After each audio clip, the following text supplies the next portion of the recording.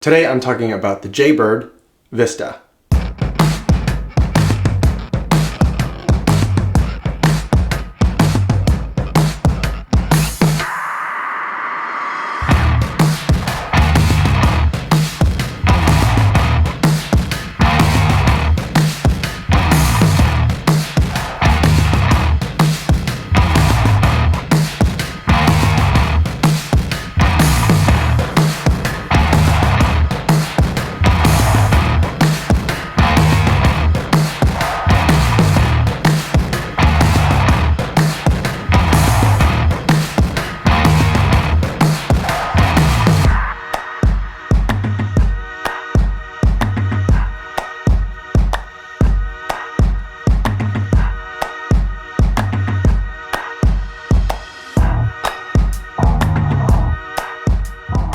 9.04 miles, 10 minutes, 5 seconds per mile, 141 beats per minute, getting it a nice sweat test on the treadmill with the Jaybird Vista. Now, before I get into more of my detailed thoughts on this particular set of true wireless earbuds, I do want to go over some disclosures. This is a pair of earbuds that was sent to me by Jaybird for the purpose of review.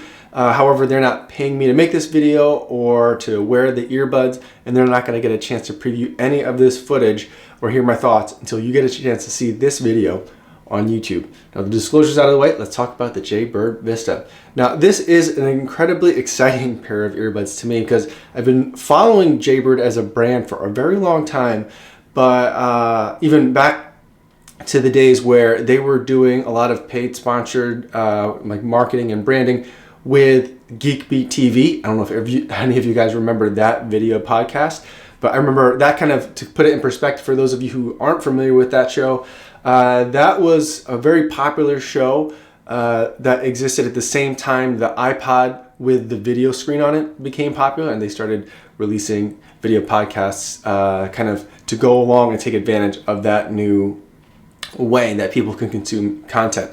But I've always been aware of the brand and known that they've been a name in the outdoor activity space in terms of earbuds, and they've been really focused on that for years. But it's just never worked out for me to be able to test any of their products until just recently, where they reached out to me where I could talk to them about some of the things that they're doing. And so the first pair of earbuds that they sent to me is the Jaybird Vista, and it's one that a lot of you guys have been asking me to make some videos about. To talk about the earbuds themselves, they are true wireless earbuds, IPX7 certified, so they're waterproof, and they have the little fins in them, so that way they don't fall out of your ear. Now, today I did a 90-minute run on the treadmill, got pretty sweaty on there, and they stayed in the entire time just fine. There was at one point, though, probably about 45 minutes in, when sweat got kind of inside the earbud, like between the earbud and my ear. And at that point, I could definitely feel that the earbud was getting loose, but that little fin, this tiny little fin, this thing right here, that's what was able to keep it from falling completely out. So I was really surprised that that was able to do that. I wouldn't say it was absolutely stellar passing of a sweat test, but it managed to stay in for an hour and a half, and it fought a valiant fight, and at no point did it fall out. So it does get a pass, and so I think it did a really great job. Normally, I would think that an earbud of this style that doesn't have an ear loop, for me, isn't going to work on a very long sweat test because I do tend to get very, very sweaty.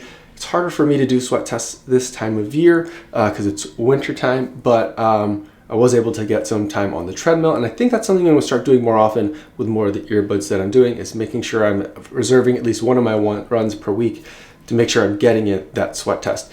Now, in terms of sweat, for these earbuds, they are IPX7 certified, but they also emphasize, and I actually had a chance to talk to some of their product people before I had a chance to actually try the earbuds. They did get to talk to me, so it's not like I tried the earbuds and then talked to them. They talked to me first, then the earbuds arrived. But one of the things that they wanted to emphasize, and it's on their website as well, is that these have a capsule construction. And the difference in that is not that they just kind of covered up some ports or covered up some seals in order to get that IPX7 certified rating. They've done a lot of studying on what really makes an earbud fail over the years. They have a breadth of experience to draw from. And so what they realize is that it's the sweat that really gets to it. It's not the wetness of the sweat, it's the corrosiveness of the sweat. It's the salt that's in there, it's all the other stuff that you're sweating out that's in there that gets onto the components and really makes things stop working, which is, I think, why a lot of earbuds just stop working after a while. And so what they've done is they've done a capsule construction, which completely coats the outer layer or covers the outer layer so that sweat can't, and the corrosive parts of sweat can't get anywhere near any of the components inside. And so the idea is that they're much more rugged and last a lot longer, even compared to other earbuds that might be merely IPX7 certified. Not that IPX7 certification is a small thing, but the way that they've built, they're just built differently as well. So that's something that I'll be looking at from a more long-term perspective with these earbuds is, as I'm drowning more sweat in them, are they going to continue to be able to hold up to that kind of abuse? So, so far, everything's been working out great, but it's only been about a week that I've been using this earbud. Now, in terms of the battery life that I've been able to get out of it, on the website, they list 6 hours of listening time plus another 10 from the case. Now, the thing I love about this case is that while it does charge the earbuds, and it's nice and magnetic when you put the earbuds in there, there's like a nice little snap when they go in. The case is extremely light. It's designed for it to be carried with you when you're out running or when you're out doing your outdoor activities. And so I like that they've made it light, but also provided like a full top up and then some of the battery's listening life.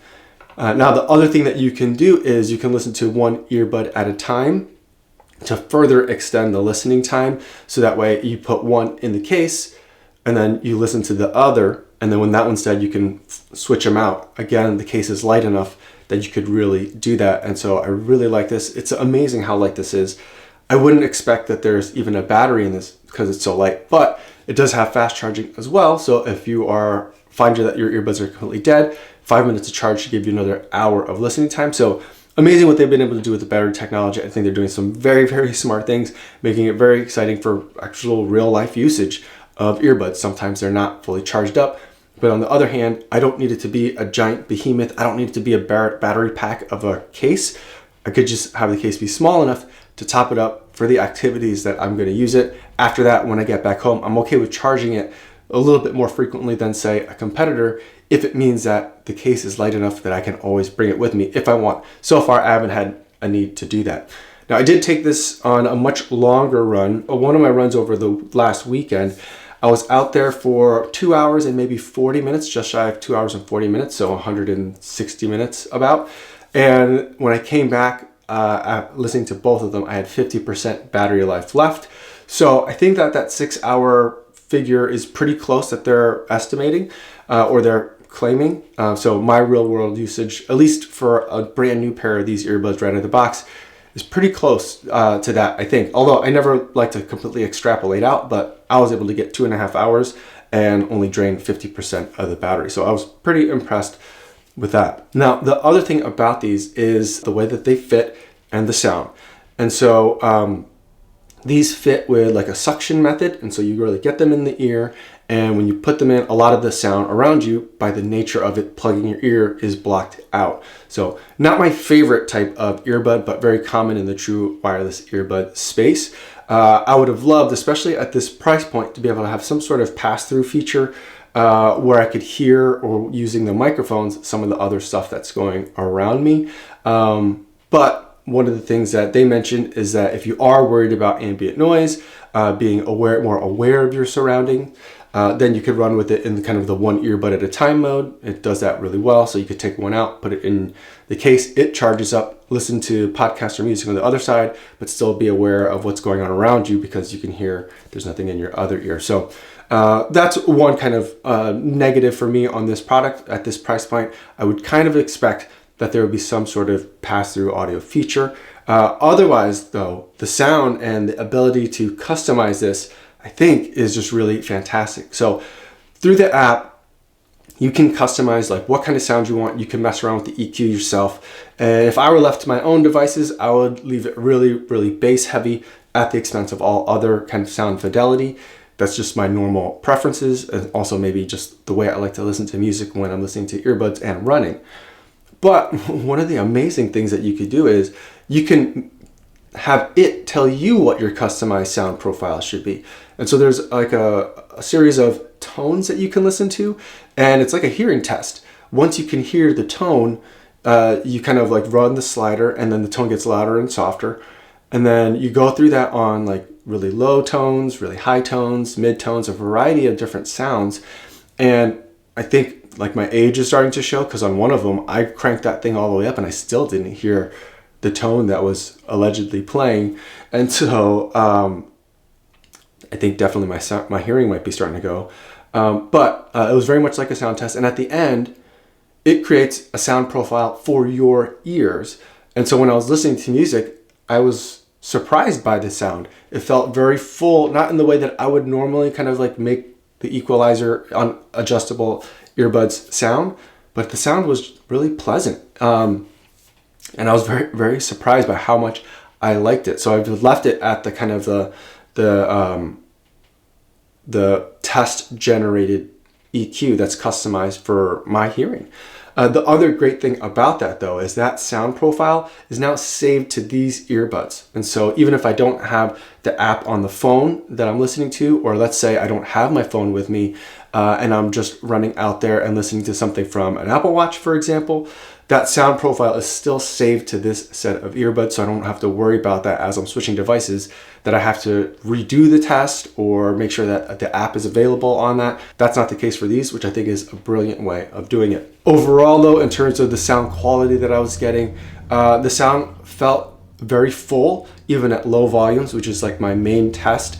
Can it still sound good at a very low volume? If it could do that, I feel like that's an indicator for me of high quality sound. I was able to get that. I was able to get it plenty loud enough for me. Lately, it's been very windy in Chicago, so outside, I get the wind, not only the wind sound from my running, but the wind sound itself, and also the crashing of waves. So even over that, I was able to very comfortably get the volume to a point where I could still hear what I was listening to, even despite all the ambient noise around me. So very impressed with the sound. Now, the only thing that I didn't quite love about these earbuds is, and it's a problem with a lot of these earbuds, is how to control it. Now, while I did mention earlier that you can customize the buttons and kind of remap things in a way that makes sense to you, which I definitely appreciate, the thing that I didn't love is that the buttons are like the push-in kind. And so anytime that they have that, I don't know if it's just that my ear canal is really sensitive, or maybe I'm just a button masher.